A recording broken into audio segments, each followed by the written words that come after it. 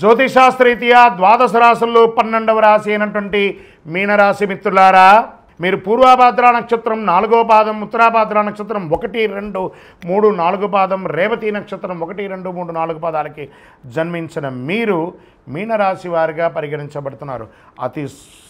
చాలా చిన్న సౌమ్యమైనటువంటి మనస్తత్వం కలిగిన మీనరాశి మిత్రులారా, 7.5 శని ఉచ్చ స్థితిలో ఉంది. మీలోకి వచ్చి కూర్చున్నాడు శని భగవానుడు.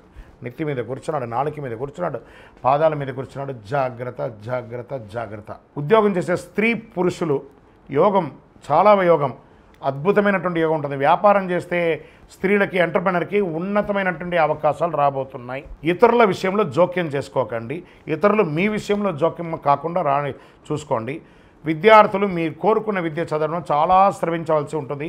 చదువు కోసం ప్రయత్నం చేస్తే వాళ్ళు విదేశీ చదువు కోసం కాస్త వెయిట్ చేయండి. వృత్తి వ్యాపారాల్లో ఒడిదుడుకులు ఉన్నాయి. గృహ నిర్మాణ పనులు కాస్త మందగించే అవకాశాలు కనబడుతున్నాయి. రియల్ ఎస్టేట్ వారికి మిశ్రమం. కోర్టు కేసులు కాస్త వాయిదా పడే అవకాశాలు ఉన్నాయి, లేదా కొన్నిసార్లు అపజయం అయ్యే అవకాశాలు కూడా ఉన్నాయి. కొత్త ప్రయోగాలు ఏది ప్రారంభించకండి. ఆర్థికంగా అనవసరమైనటువంటి ఖర్చులు, వాగ్దానాలు చేయకండి, ఇబ్బంది పడతారు. ఆరోగ్యం చాలా జాగ్రత్తగా ఉన్నాయి. యాసిడిటీ లేదా అజీర్ణం ఇలాంటివి కూడా కొంచెం అవకాశాలు ఉన్నాయి. జాగ్రత్త. కాలేయ సంబంధిత వ్యాధులు కూడా వచ్చే అవకాశాలను జాగ్రత్త పడండి. రాజకీయ నాయకులకి ఇది ఒక గడ్డు కాలం. సైలెంట్గా ఉండండి.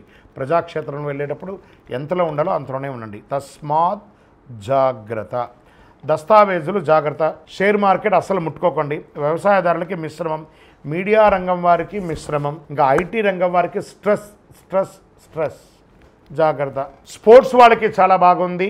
సర్వీస్ సెక్టార్లో ఉన్న డాక్టర్, అడ్వకేట్స్, టీచర్స్, ప్రొఫెసర్స్, తర్వాత పోలీస్ డిపార్ట్మెంట్ లేదా డిఫెన్స్, వీళ్ళకందరికీ చాలా బాగుందని కూడా చెప్పచ్చు. సివిల్ సర్వీస్లో ఉన్న వాళ్ళకందరికీ కూడా మంచి సమయం అని చెప్పచ్చు. మీకు అదృష్టమైనటువంటి రోజులు మే 1, 4, 6, 8, 11, 14 ఈ రోజులంతా మీకు కలిసి వస్తుంది.